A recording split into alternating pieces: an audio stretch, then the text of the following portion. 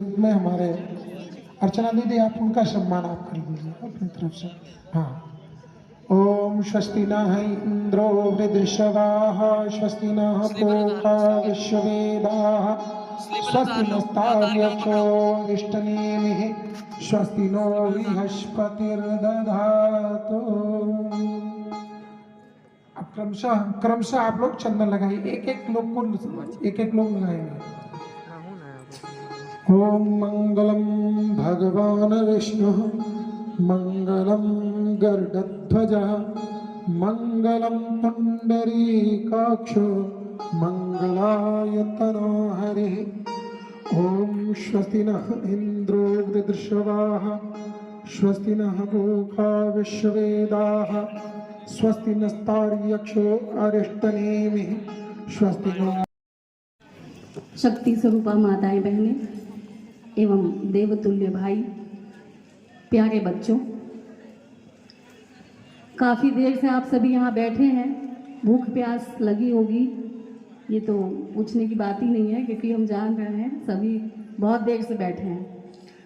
परंतु मेरी प्यारी बहनों, ऐसा पुण्य हमारे जन्म जन्मांतरों का जब जगता है तो ऐसे सुअवसर हमारे जीवन में प्राप्त होते हैं। निश्चित ही हम सभी ने कोई पुण्य कार्य किया होगा, जिस पुण्य के उदय होने से ऐसे सुअवसर हमें प्राप्त हुए हैं। आइए हम इस समय का सदुपयोग करते हुए गुरुदेव के संदेशों को आपके सामने रखेंगे, क्योंकि हम सभी गुरुदेव के डाकिया हैं, पोस्टमैन हैं, गुरुदेव के संदेशवाहक हैं, जो आप तक उनके संदेशों को पहुंचाने के लिए यहाँ उपस्थित हुए हैं। उनकी वाणी को सुनने के लिए आइए हम सभी कमर सीधी कर लें, दोनों हाथ को गोद में, दोनों नेत्रों को बंद करते हुए एक साथ एक स्वर में गायत्री महामंत्र का उच्चारण करेंगे। ओम भूर्भुवः स्वाहा तत्सवितुर्वरेण्यं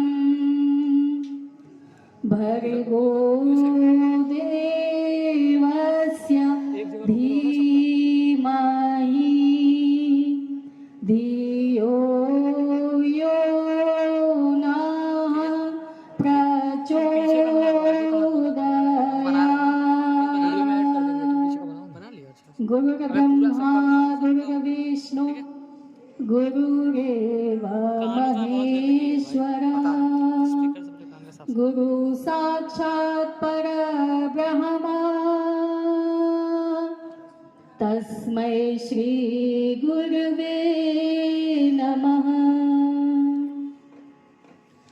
अज्ञानतिमिरान्धस्य ज्ञानाञ्जनशलाकया चक्षुरुन्मीलितं येन तस्मै श्री गुरुवे नमः। मातृवत लालयित्री च पितृवत मार्गदर्शिका नमोऽस्तु गुरुसत्तायै श्रद्धा प्रज्ञायुता चया। या देवी सर्वभूतेषु मातृरूपेण संस्थिता नमस्तस्यै नमस्तस्यै नमस्तस्यै नमो नमः। या देवी सर्वभूतेषु दयारूपेण संस्थिता शक्तिरूपेण संस्थिता नमस्तस्यै नमस्तस्यै नमस्तस्यै नमो नमः। ओम श्री गुरुदेवाय नमः। आदिशक्ति माता गायत्री देव्यै नमः। बोले गायत्री माता की, परम पूज्य गुरुदेव की, परम वंदनीय माता जी की। आइए अब हम सभी शांति कुंज के द्वार से चलाए गए सूत्रों के बारे में जैसा कि अभी हमारे भाई साहब ने बताया, जिसकी मुख्य कड़ी है, जिसका नाम है आओ गढ़े संस्कारवान पीढ़ी। इसकी आवश्यकता आज हमारे समाज में, हमारे देश में, हमारे राष्ट्र में क्यों आन पड़ी? आज हमारे बच्चों का भविष्य अंधकारमय क्यों बैठ गया? आज हमारे बच्चों का भविष्य अंधकारमय हो गया। इसके पीछे अगर देखा जाए तो सारी पूरी जिम्मेदारी माता और पिता की होती है। यदि हमने अपने बच्चों को संस्कार विहीन कर दिया तो आज हमारे समाज से संस्कार का स भी नहीं बचा। क्योंकि आज यदि हम अपने बच्चों का जन्मदिन भी मनाते हैं तो केक को काट कर मनाते हैं और केक काटने से पहले मोमबत्ती को बुझा देते हैं, जो कि ज्योति पुरुष का पूजन करने के लिए हमारे गुरुदेव ने बताया। जो ज्योत है वो महाज्योत है, वह ज्योति पुरुष है, जिसकी पूजा करने से हमारे जीवन के सारे अंधकार दूर हो जाते हैं। और अंधकार ही नहीं, वह अंधकार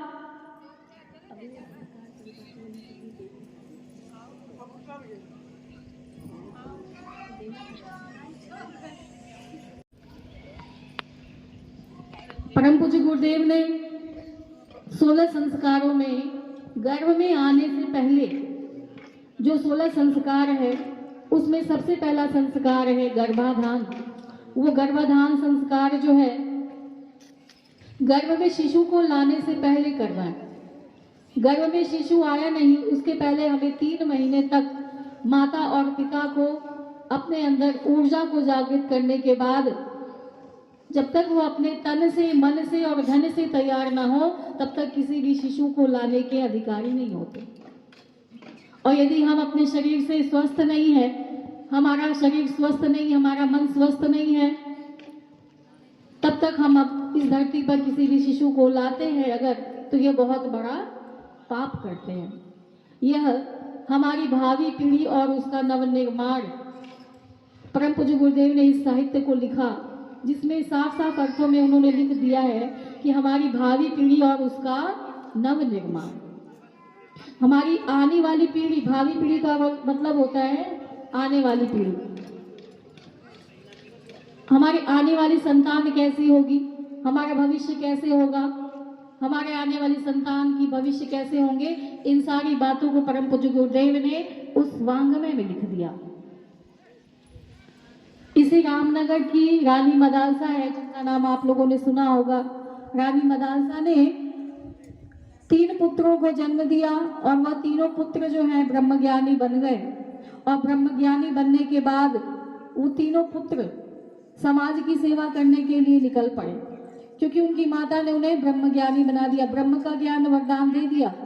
और वह ब्रह्मज्ञानी बनने के बाद अपने घर को, अपने राज्यपाट को छोड़कर चले गए। रानी मदालसा के पति राजा ऋतुध्वज ने चिंता जताई, रानी मदालसा से कहा कि रानी, आपने तो 3 पुत्रों को जन्म दिया, लेकिन वो तीनों अब ब्रह्मज्ञानी बन गए। अब हमारे राज्यपाट को कौन देखेगा, हमारे राज्य को कौन चलाएगा? रानी मदालसा ने कहा कि राजन, आप तनिक भी चिंता ना करें, हमारी चौथी संतान आप जैसा चाहेंगे वैसी होगी। रानी मदालसा के अंदर वह संकल्प शक्ति थी, रानी मदालसा के अंदर वह इच्छा शक्ति थी, जिसने राजा को जैसी चाहिए संतान वैसी ला करके दे दी। रानी मदालसा ने गर्भस्थ शिशु को लाने से पहले, गर्भ को धारण करने से पहले 3 महीने उन्होंने गायत्री मंत्र की साधना की। गायत्री मंत्र की साधना के बाद एक कुशल राजकुमार के अंदर, एक कुशल शासक के अंदर जो गुण होने चाहिए वो सब उन्होंने किया। और जब गर्भ में शिशु को उन्होंने धारण किया, उस 9 महीने के अंदर 2.5 महीने में गर्भोत्सव संस्कार कराया, 5वें महीने में पुंसवन कराया और 7वें महीने में सीमांतोन्नयन संस्कार कराया। आज तो इन तीनों संस्कारों का ही नाम विलुप्त हो चुका है। पुंसवन होता क्या है, गर्भोत्सव होता क्या है, सीमांतोन्नयन होता क्या है, किसी को नहीं पता। ना आज जानने वालों का भूख है और ना ही आज बताने वालों की अंदर पीड़ा बची है। हमारे ये संस्कार जो हमारे पूर्वजों ने, हमारे ऋषियों ने, हमारे ऋषि जो हैं वो साइंटिस्ट हुआ करते थे, उन्होंने इन संस्कार, इन तीनों संस्कार को हमारे लिए पहले से ही हमारे बीच में रख लिया। हमारे ऋषि मुनि साइंटिस्ट थे, वैज्ञानिक थे। परम पूज्य गुरुदेव ने कह दिया, फिर से संस्कार परिपाटी घर घर जाए चलाई। फिर से वो संस्कार की परिपाटी घर घर में चलानी है, तब जाकर हमारे घर घर में फिर से राम आएंगे, कृष्ण आएंगे, लवकुश आएंगे, सीता माता आएंगी, गार्गेयी, मैत्रेयी, अपाला आएंगी। लेकिन इसके लिए हमें कुछ करना होगा, बिना किए कुछ नहीं मिलता। तपस्या करनी होगी तब जाके लवकुश आएंगे, तपस्या करनी होगी तब जाके राम आएंगे। लवकुश को लाने के लिए हमें सीता बनना होगा, लवकुश को लाने के लिए हमें सीता माता ने जो संस्कार कराए 9 महीने, उस संस्कार को अपने जीवन में उतारना होगा। रानी मदालसा ने चौथी संतान को गर्भ में लाने के बाद 9 महीने तक संस्कार करवाए और तत्पश्चात एक स्वस्थ और कुशल राजकुमार को जन्म दिया। और वही कुशल राजकुमार बड़े होने के बाद राजा अलर्क के नाम से जाने गए। और वह राजा अलर्क राजा ऋतुध्वज की सारी चिंताओं को समाप्त कर दिया। जैसा संतान वो चाहते थे, जैसा राजकुमार वो चाहते थे, वैसा राजकुमार लाकर रानी मदालसा ने ऋतुध्वज को दे दिया। आइए इस संगीत को हम सुनेंगे, ज़्यादा समय नहीं लेंगे, क्योंकि अभी आप लोग को प्रोजेक्टर के माध्यम से हॉल में प्रोजेक्टर सेट हो चुका है। आप लोग को देखना है कि गर्भ में धारण करने के बाद जब शिशु श्वास लेने लगता है तो किस प्रकार से घर में यदि लड़ाई झगड़ा हो रहा है, माता पिता आपस में लड़ रहे हैं, क्रोध कर रहे हैं, तो कैसे बच्चा डर जाता है। गर्भ में कैसे बच्चा नृत्य करता है, कैसे रोता है। माँ के द्वारा श्वास लेना ही नहीं, माँ के द्वारा भोजन ही नहीं, माता पिता और घर में रहने वाले सभी सदस्यों के माध्यम से हमारे अच्छे और बुरे किए गए सारे कर्मों को वो धारण करता है। और धारण करने के बाद उसके मेमोरी में हमेशा के लिए वो फिट हो जाता है।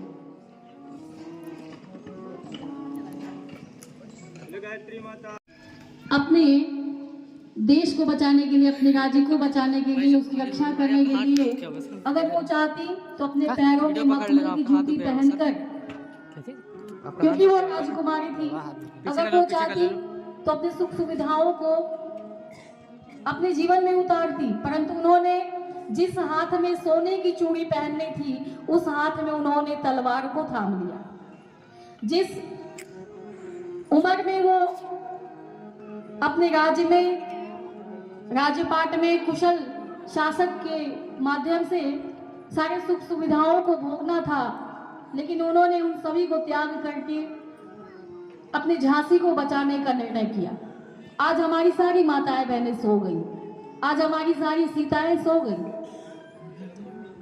आज धरती माता फिर से पुकार रही है, आज धरती फिर से करा रही है, जागो देवियां जागो।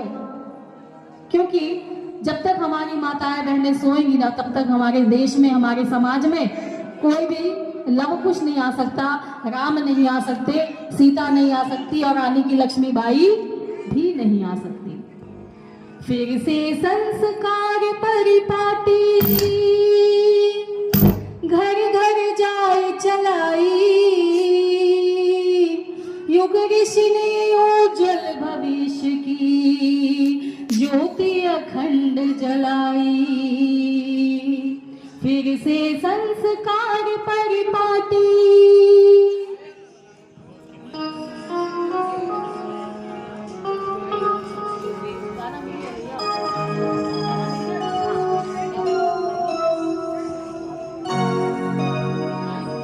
मुझे क्यों देख रही मम्मी इतने गंदे नजर से? जैसे अभी रानी मदालसा का नाम सुना, उसी प्रकार से मारिया बोनापार्ट जो जापान की राजकुमारी थी और गर्भस्थ शिशु को उन्होंने हमेशा यह संदेश दिया कि बेटा अपने देश के लिए, अपने राज्य के लिए, अपने समाज के लिए तुम मर मिटना।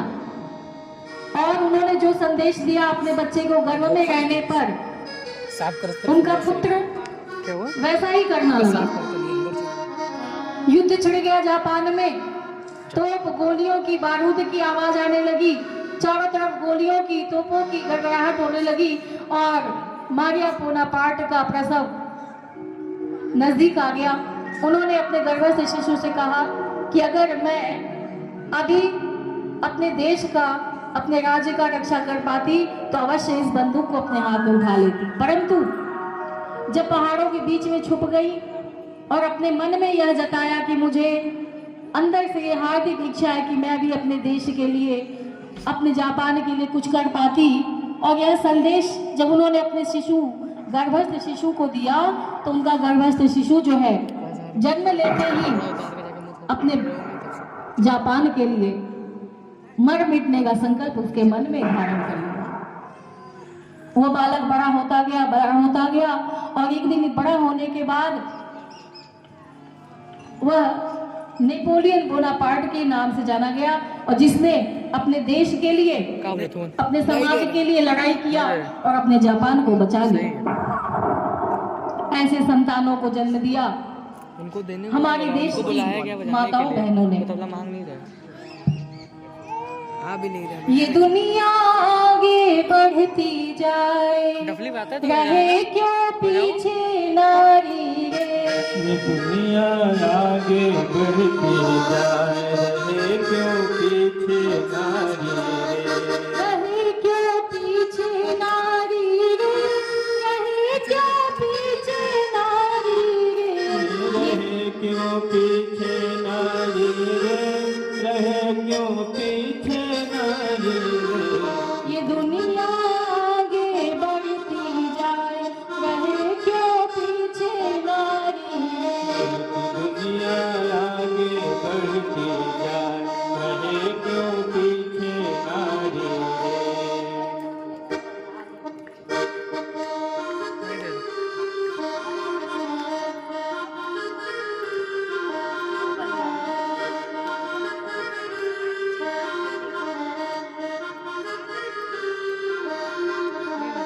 नारियों आगे तो आना, नारियों आगे तो आना, काम कुछ करके दिखलाना।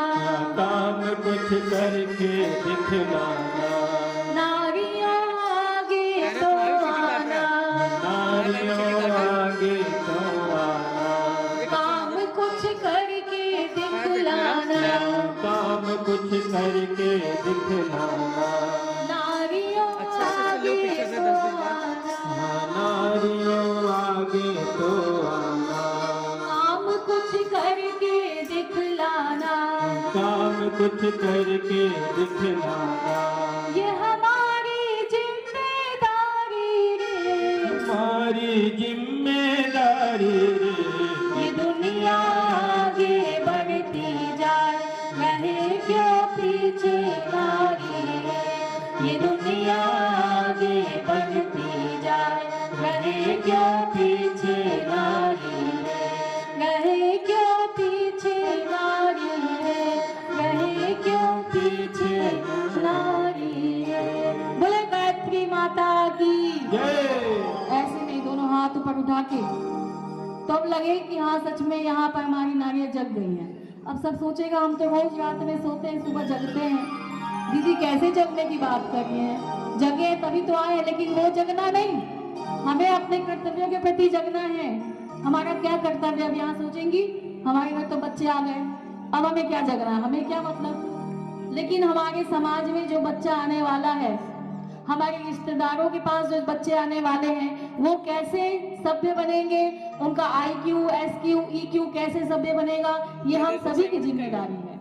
हमारा यह कर्तव्य है कि आने वाला हर प्रत्येक शिशु संस्कारवान बने, उसका आध्यात्मिक विकास हो, उसका बौद्धिक विकास हो, उसका शारीरिक विकास हो, ये हम सबकी जिम्मेदारी बनती है। इस नींद से जगना है, कर्तव्यों की नींद से जगना है। तो दोनों हाथ ऊपर उठाएंगे, बोले गायत्री माता की जय। परम पूज्य गुरुदेव की, परम वंदनीय माता जी की, शांति कुंज हरिद्वार की, तपोभूमि मथुरा की। 21वीं सदी, उज्जवल भविष्य, 21वीं सदी, नारी सदी, 21वीं सदी नारी सदी हमारे परम पूज्य गुरुदेव ने बोल दिया। और यह नारी सदी कैसे बनेगा, हम सोए रहेंगे घर का तो कैसे बनेगा। हमें अपनी कुर्सी को पकड़ना है ना, कुर्सी पकड़ना है तो जगना होगा। और परम पूज्य गुरुदेव ने यह भी कह दिया था, जब हमारे गर्भ में शिशु आए तो हमें कैसे विचारों को उस तक पहुंचाना है। क्योंकि जब उसके मन मस्तिष्क में जो बातें सदैव के लिए मेमोरी में फीड हो जाती है, फिर उसमें डिलीट होने का कोई ऑप्शन नहीं होता।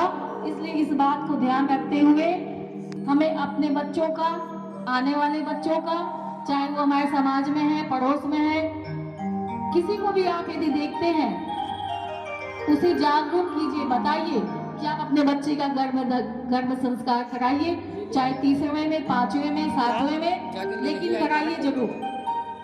आइए अब हम अपनी वाणी को यही विराम देते हैं। ये सब बातों को ध्यान देना पड़ता है। आगे दिखाइए। अब खुशी और दुखी का हार्मोन ये हमारे अंदर है कि हम अपने बच्चे को कैसा देंगे। यहाँ देखिए बच्चे का आकार तैयार हो रहा है। यहाँ देखिए दूसरे सप्ताह, प्रथम महीने में चौथा सप्ताह जब होता है, प्रथम महीने 4 सप्ताह का जब बच्चा गर्भ में हो गया तो उसका ये आकार हो गया, और चौथा महीना 16 सप्ताह हो गए तो बच्चे का ये आकार हो गया। उसमें क्या होता है, 14 सप्ताह जब बीत गया तो बच्चा जो है स्वाद इंद्रियां, उसकी स्वाद की इंद्रियां तैयार हो जाती है कि हमारे अंदर जो गर्भस्थ शिशु है वो मीठा, तीता, खट्टा, नमकीन हर स्वाद को ग्रहण करने लगता है, समझने लगता है कि ये मीठा क्या है, नमकीन क्या है, खट्टा क्या है। उसके 14वें महीने में, 14वें सप्ताह में स्वाद इंद्रियां जो है वो तैयार हो जाती है।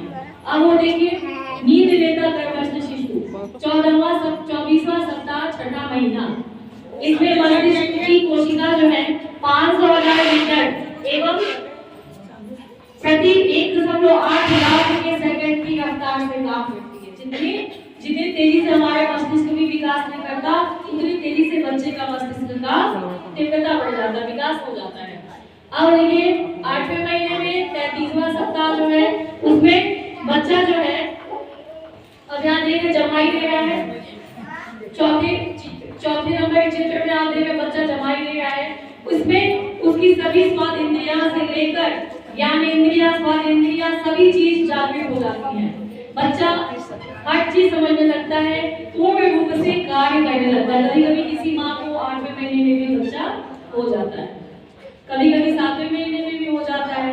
तो गर्भस्थ शिशु जो है पूरी तरह से श्वास लेने लगता है, उसकी सारी इंद्रियां काम करने लगती हैं, और लास्ट में जो आप देख रहे हैं सोचना, बच्चा जो है सोच रहा है क्योंकि उसकी माँ सोच रही है। माँ जितना सोचेगी उतना बच्चे का असर होगा। अब ये सोचना है कि हमें क्या बात सोचनी है, माँ के ऊपर निर्भर करता है। यदि हम किसी बात को सोच रहे हैं तो वो सोचा हुआ बात कैसी बातें हैं। यदि हम सोच रहे हैं तो अपने शिशु के बारे में सोचें, उसके निर्माण के बारे में सोचें कि हमारा बच्चा जो है, गर्भस्थ शिशु जो है वो कैसे उसका निर्माण हो, हम उसे क्या बनाना चाहते हैं। आप उसे डॉक्टर बनाना चाहते हैं, इंजीनियर बनाना चाहते हैं, प्रोफेसर बनाना चाहते हैं, पायलट बनाना चाहते हैं, बहुत बड़ा अधिकारी बनाना चाहते हैं, लेकिन ये सबको बनाने से पहले आपको अपने बच्चे को एक नेक इंसान बनाना है। एक नेक इंसान रहेगा तभी तो वो किसी पद पे जा पाएगा। मान लीजिए बहुत बड़ा अधिकारी बन गया लेकिन उसके अंदर नैतिकता ही नहीं है। अगर नैतिकता नहीं है तो फिर वही पेट जिएगा, पैसा लेगा और कहेगा जब तक पैसा नहीं पेट ऑपरेशन नहीं करेंगे। तो ऐसे ऐसे डॉक्टर हमारे समाज में आ जाएंगे जब हमारे शिशु के अंदर नैतिकता नहीं होगी, जब हमारा शिशु नैतिकवान नहीं बनेगा। इसलिए यहाँ पे बताया गया कि हमारा चिंतन जैसा होगा वैसा हमारा शिशु बनता चला जाएगा। आगे देखिए, अब देखिए यहाँ पे क्या, बच्चा तनाव में है। तनाव में कब है, जब उसकी माँ तनाव में रहती है। छोटी छोटी बातों को लेकर माताएं बहनें चिंतित हो जाती, क्रोध में आ जाती, तनाव ले लेती हैं। और यदि हमारा बच्चा तनाव में है उसके पूर्ण रूप से जिम्मेदार हम है। कभी कभी कोई कहता है दीदी मेरा बच्चा तो हंसता ही नहीं है, दीदी मेरा बच्चा तो कहना ही नहीं मानता, भोजन ही नहीं करता, अपने दोस्तों के साथ जब देखो तो झगड़ा ही करता है। कभी कभी कितनी बहनें कहती हैं, जाते कथा में तो बहनें आ जाएंगी, कहेंगी माता जी कुछ ऐसा बताइए जिससे मेरा बच्चा सभी का कहना मानने लगे, अच्छे से पढ़ाई करे। आए दिन विद्यालय से, दोस्तों से, पड़ोसी से शिकायत आती कि आपका बच्चा लड़ाई करता है, आपका बच्चा शीशा मार के तोड़ दिया, हालांकि बच्चे ने हमारे बच्चे का सिर फोड़ के मार दी। ऐसी शिकायतें आती है। तो जब हम तनाव में रहेंगे, बच्चा भी तनाव में रहेगा, वही चीज लेके धरती पे आएगा। कभी भी फिर आप उसको हंसा नहीं पाएंगे। क्यों? क्योंकि जो एंड्रॉइड मोबाइल है ना, उसका मेमोरी जो है फुल हो जाता है तो आप डिलीट कर देते हो। लेकिन इस मोबाइल में से, ये जो मोबाइल है, इस मोबाइल से आप कुछ भी डिलीट नहीं कर सकते। तो ऐसी बातों को कीजिए, ऐसे चिंतन को लीजिए कि वो हमेशा अपने दिमाग में जीते जी फील्ड में सेट करके रखे और वही चीज इस धरती पर लेके आए। ऐसे चिंतन करना है, तनाव वाला चिंतन नहीं करना है। आगे अब देखिए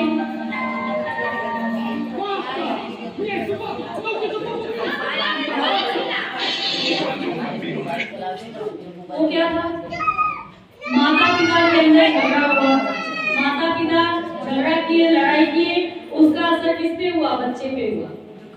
कभी सब्जी में नमक ज्यादा हो गया, दाल में नमक ही नहीं, दाल में नमक ज्यादा हो गया, सब्जी में नमक नहीं, चाय में चीनी नहीं। ऐसी ऐसी छोटी बातों को लेकर थाली में जाकर फेंक दिया जाता है घरों में, और उसका प्रभाव किस पे होगा, माँ के ऊपर होगा।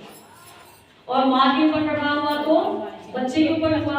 अरे हाथ है, कभी ज्यादा नमक हो गया, कभी कम नमक, कभी नमक ही नहीं, तो उसको आप लोग प्यार से बोल सकते हैं कि बहुत ज्यादा नमक हो गया है, चलो उसको भी एडजस्ट कर दिया जाएगा, नमक नहीं है डाल लो।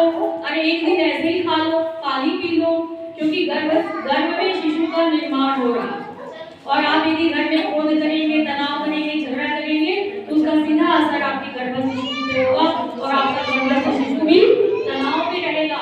अब ये यहाँ पे आप हंसता बच्चा देख रहे हैं, ये क्यों हंस रहा है, क्योंकि इसकी माँ हंस रही है, और जो माँ हंसेगी उसके में से हंसने वाले स्राव पैदा होंगे, और वो हंसने वाला स्राव आपके गर्भस्थ शिशु में जाएगा और आपका बच्चा हमेशा हंसता रहेगा। हंस रहा है, देख रहे हैं। अरे ये बच्चा हंस रहा है क्योंकि इसकी माँ हंसती है। और घर में जो भी गार्जियन है, माता पिता है, सास ससुर है, भाई बहन है, देवर देवरानी है, जेठ जेठानी है, जो भी है, उन सभी का ये जिम्मेदारी बनता है कि जो गर्भवती है उनको कैसे जतन में रखा जाए, कैसे मुस्कुराता हुआ रखा जाए। यहाँ बच्चा जो है नाच रहा है, देख रहे हैं। अब आप सोचेंगे बच्चा कहीं पेट में नाचता है, नाचता है। अगला किसी आप देखेंगे वीडियो, नाचने वाला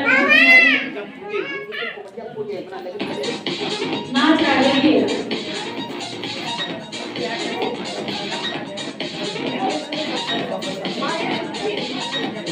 बच्चा है, ये अल्ट्रासाउंड का रिपोर्ट बता रहा है कि बच्चा घर में नाचता है। आप लोगों ने देखा, फिर से दिखा दीजिए। बच्चा जो है घर में नाचता है जब उसकी माँ का तन मन प्रफुल्लित रहता है, जब माँ खुश रहती है।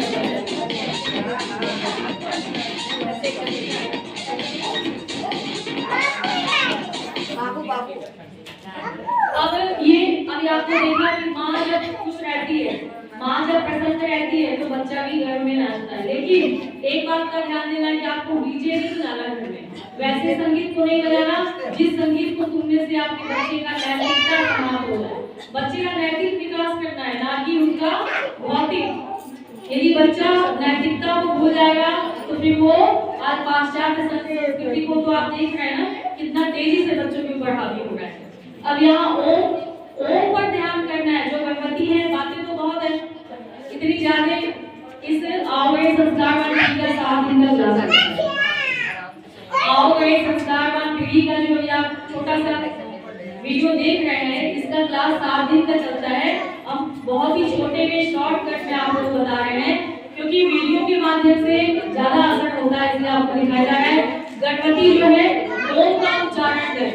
यह ओम जो है यह परब्रह्म का उच्च स्वर है, ध्वनि है, जिसकी बोलने से, जिसको सुनने से गर्भवती पे और बच्चे पे बहुत असर होता है, इसलिए ओम दिखाया गया। आगे क्लैपिंग शिशु का वीडियो भी आप देखेंगे। The sun recorded by NASA is precisely as the ancient Hindus had described it in the Vedas thousands of years ago. साइंटिस्टों ने, नासा के साइंटिस्टों ने ये बता दिया कि ओम का उच्चारण करने से हमारे बच्चे में चारों तरह के गुणों का विकास होता है, सामाजिक, आध्यात्मिक, भौतिक और शारीरिक। पूरे स्वर मंडल में गूंज रही है ओम।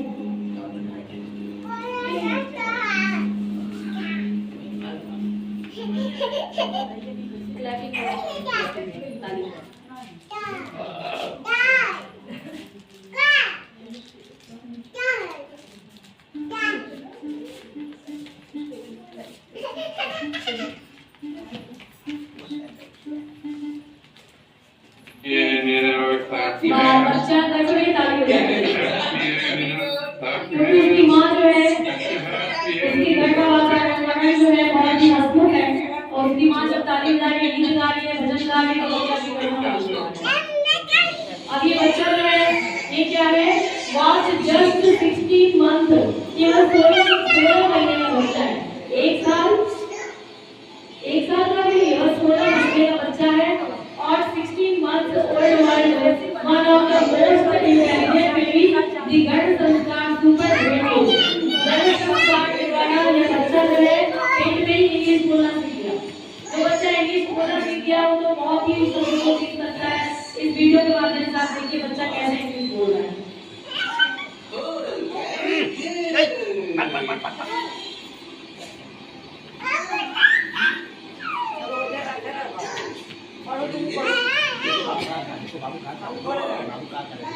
आप देख रहे हैं कि बच्चा किस प्रकार से उसके पिता जो है इंग्लिश के शब्दों को दिखा रहे हैं और वो देखकर भी बोलता जा रहा है क्योंकि उसकी माँ ने गर्भ में ही उसे सिखा दिया। अभी आप देखेंगे अगला वीडियो जो गर्भ में ही बच्चा गीता का अध्ययन किया, गीता का अध्ययन करके और गीता बोलना सीख गया और गर्भ में जब माँ ऐसे संस्कार को जगाती है तो वो संस्कार बच्चों के अंदर स्वतः ही चले आते हैं। वही है जो वो ओम श्री परमात्मने नमः। ये दोनों ट्विंस हैं जो है श्रद्धात्रय विभाग योगः। अर्जुन उवाच ये शास्त्रविधिमुत्सृज्य यजन्ते श्रद्धयान्विताः तेषां निष्ठा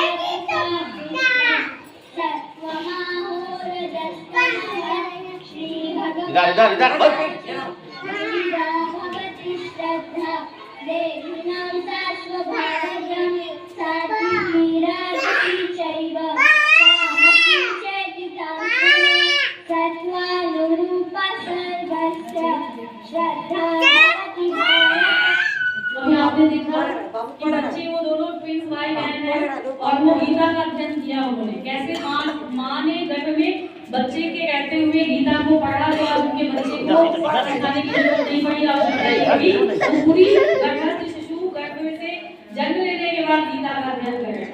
तो पूरा कुल मिलाकर के सारा निचोड़ यही निकला कि गर्भवती जो है माताएं बहनें जिस प्रकार के संस्कार को अपने अंदर धारण करेगी वही संस्कार बच्चा लेकर के धरती में आता है। अब आप अच्छी बातों को बताइए या बुरी बातों को बताइए। अगर झगड़ा भी किसी से करना है जेठानी जेठानी से लाइन लिख लीजिए, 9 महीने बाद देखेंगे बच्चा होगा।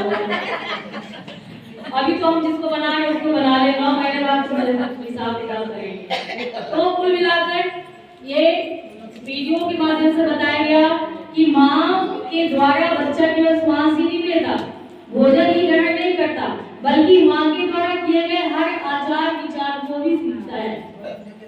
हमारे जैसे आचरण होंगे, हमारे जैसे कार्य होंगे, उन सबको बच्चा हमारे द्वारा सीखता चला जाता है।